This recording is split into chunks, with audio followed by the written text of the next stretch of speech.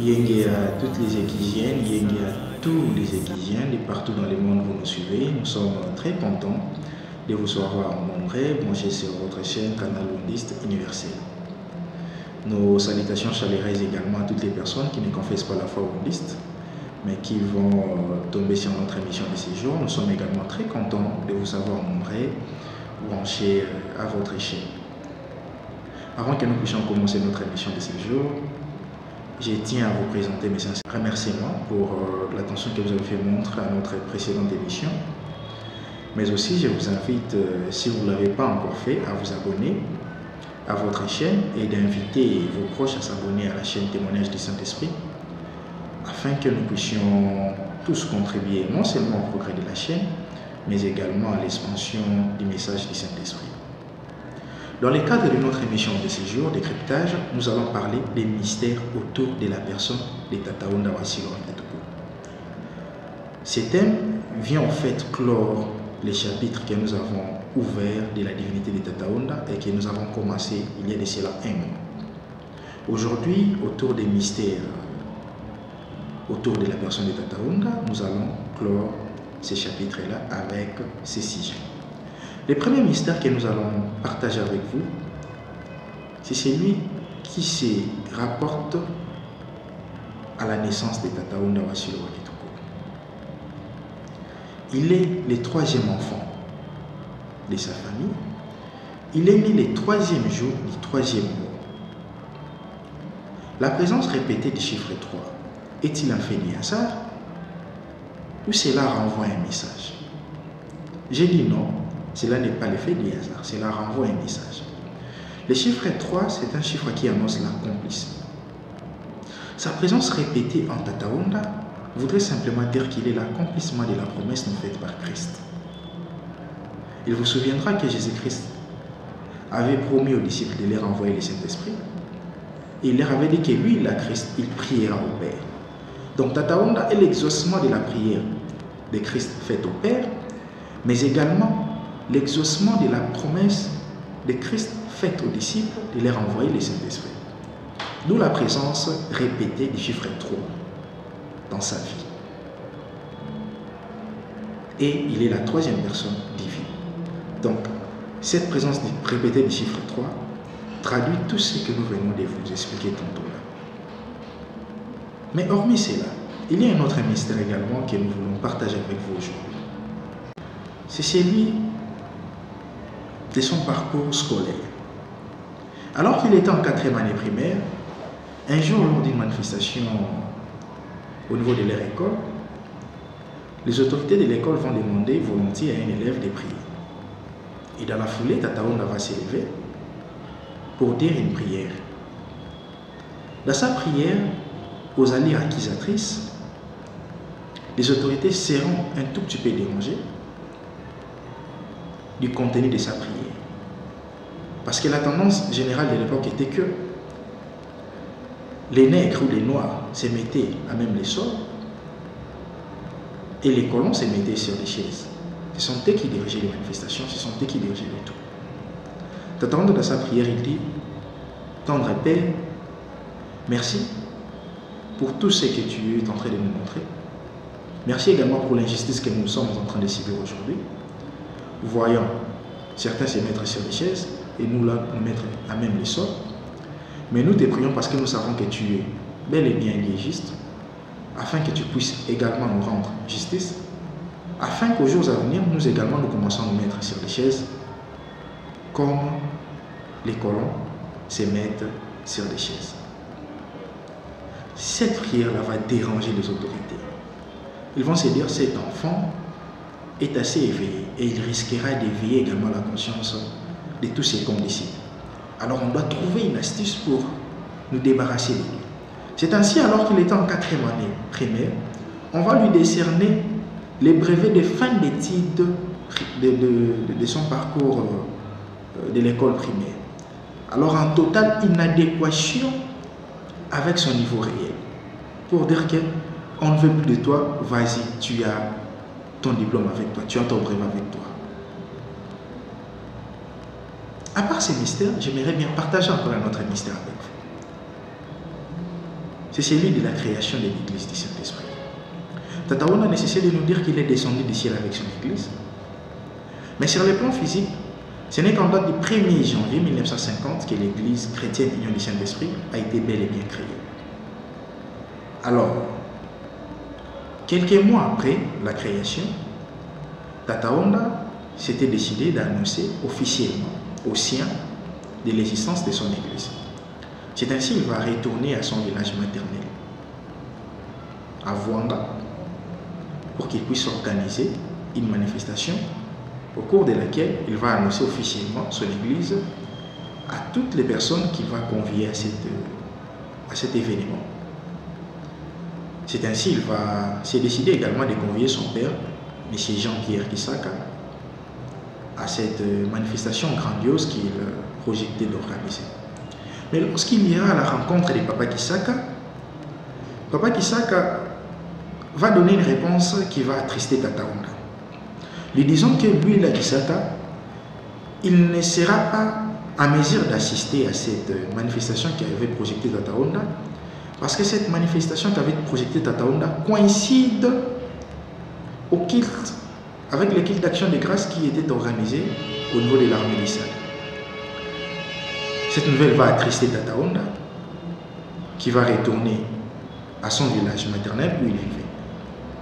Alors le soir, quand Papa Kisaka va s'endormir, il fit un ange qui est venu les gronder pour lui dire: toi Kisaka, ton père est venu pour t'appeler afin que tu ailles assister à la manifestation qu'il organise pour présenter à tous son église, mais toi tu es en train de désister au profit de tes activités, au profit de ta foi.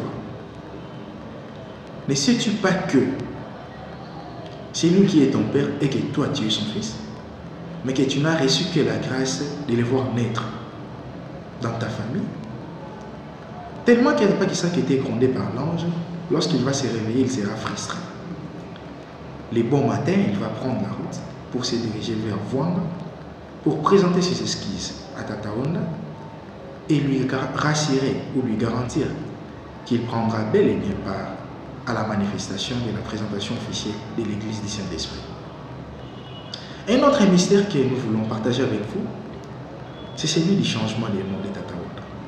Mais avant que nous puissions dire un mot sur cela, je nous invite tous à suivre cet élément et bien après nous allons revenir pour parler du nom ou du changement du nom de Tata Wanda Wasilo Wangitoko.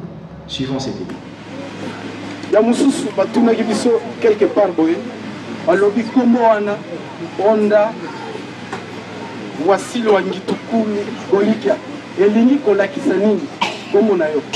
Kombo wana ngai na mipesa ke ya mute ye moko nzambe tango nalalaki lutula na moni likolo efungwani tozalaki bantu misato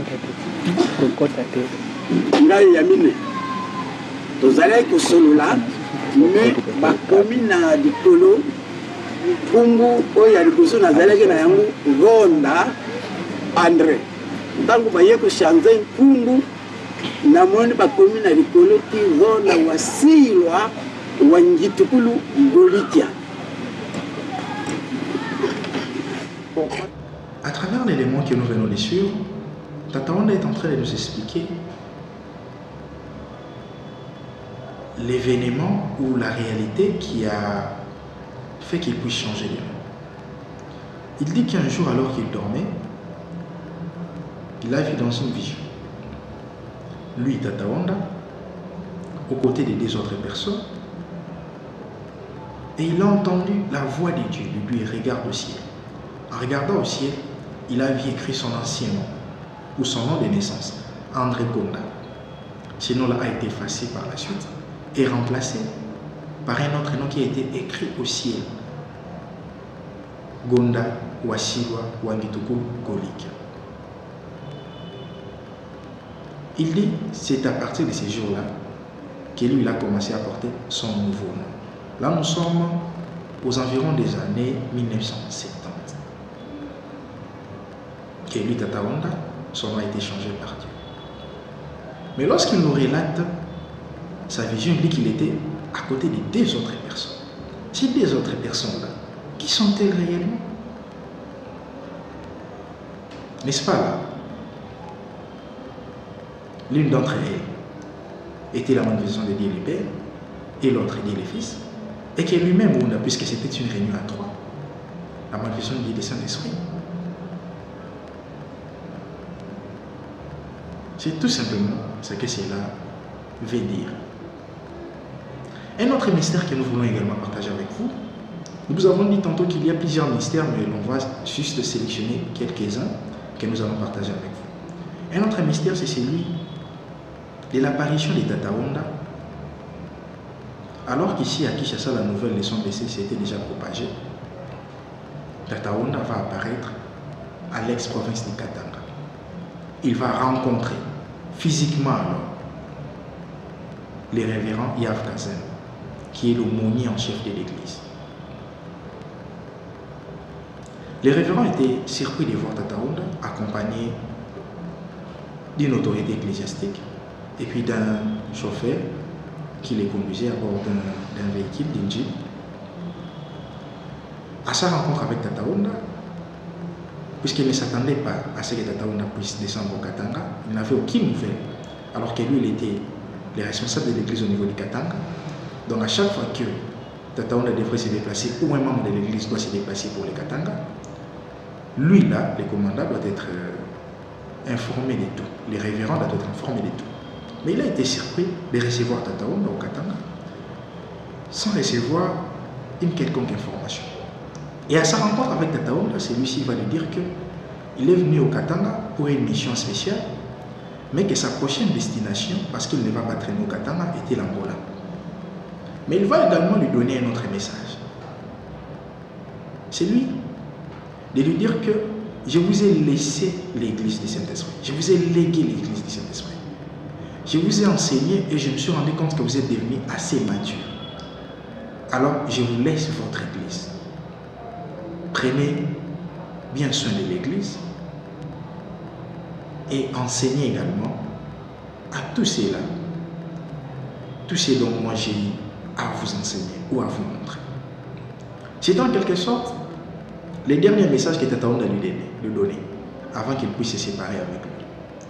Lorsque Tata Wanda va se séparer avec lui pour poursuivre son chemin, le révérend Yav Kazen va recevoir l'appel de Kinshasa d'un des membres de la famille biologique de Tata Wanda, lui informant du décès de Tata Wanda. Alors il était surpris. Il ne croyait même pas à cette nouvelle-là. Il a pris la personne qui lui a donné cette nouvelle-là comme étant un fou. Parce qu'il lui a dit, moi je viens d'être avec Tata Wanda maintenant là. Toi, comment est-ce que tu peux me dire qu'il est décédé? Il lui a fallu du temps pour qu'il puisse comprendre cela. Alors nous nous posons la question, est-ce un homme ordinaire? Alors que la nouvelle de son décès est déjà répandue ici en RDC ou encore à Kinshasa, peut-il avoir la faculté d'apparaître ailleurs et puis de donner des messages aux gens? Nous disons non. Cela ne peut pas être le fait d'un homme ordinaire, si pas seulement de Dieu. Le dernier mystère que nous voulons partager avec vous, c'est celui de l'apparition de Tata Wanda dans l'astre du jour. Et cet événement-là s'est déroulé pendant ses obsèques. Alors que la tristesse avait envahi les cœurs de plusieurs, il a fallu que cet événement-là se produise pour que la joie remplace cette tristesse-là. Et pour que les fidèles confirment bel et bien que Tata Wanda est Dieu. Tous, je dis bien tous, qui avons pris part aux obsèques de Tata Wanda avons vécu cela. Nous avons vu Tata Wanda apparaître dans l'astre du jour. Revivons un peu les témoignages du policier, qui est juste un échantillon parmi toutes les personnes qui ont vécu cet événement. Revivons et puis nous allons revenir pour les commenter. Suivons. J'ai vu Tata Honda au milieu du soleil en train de saluer. C'est pour la première fois que je rencontre une telle... À travers l'extrait que nous venons de suivre, les policiers sont en train de témoigner sur ce qu'il a vécu. Il dit avoir vu Tata Honda dans l'astre du jour. Et oui, il n'a pas été le seul à le voir. Nous tous, qui avons pris part à ces obsèques-là, avons vécu cet événement. Cet événement-là était un signe que Tata Honda a voulu nous donner. Un signe pour nous dire que lui, la Honda, il n'est pas un homme ordinaire, mais c'est quelqu'un qui a incarné Dieu et qui est Dieu. Là, c'est le premier message qu'il a voulu nous donner. Parce que nous avons connu des serviteurs, mais aucun d'entre eux n'est apparu dans l'astre du jour en plein jour, saluant l'ensemble. Aucun. Donc, il n'était pas un homme ordinaire, il n'était pas un vulgaire citoyen ou un vulgaire homme. Non. Il était un homme extraordinaire, il était Dieu. C'est ainsi qu'il s'est manifesté à travers son apparition dans l'astre du jour. Le deuxième message qu'il voulait nous donner, c'est que lui, la Honda, il continue de vivre, il est toujours en vie. Et que nous, là, qui devons maintenant l'aller chercher, nous devons le chercher en esprit et en vérité. Car l'heure est venue où nous, là, qui sommes des vrais adorateurs, nous devons l'adorer en esprit et en vérité. Donc voilà les quelques mystères que nous avons voulu partager avec vous. Si cette émission vous a plu, nous vous invitons de l'aimer, de la partager, de la commenter et de vous abonner à votre chaîne si vous ne l'avez pas encore fait. Et d'inviter également vos proches à s'abonner à votre chaîne afin que nous puissions partager avec une audience assez élargie le message du Saint-Esprit. Nous prenons rendez-vous à notre prochain numéro et que Tata Honda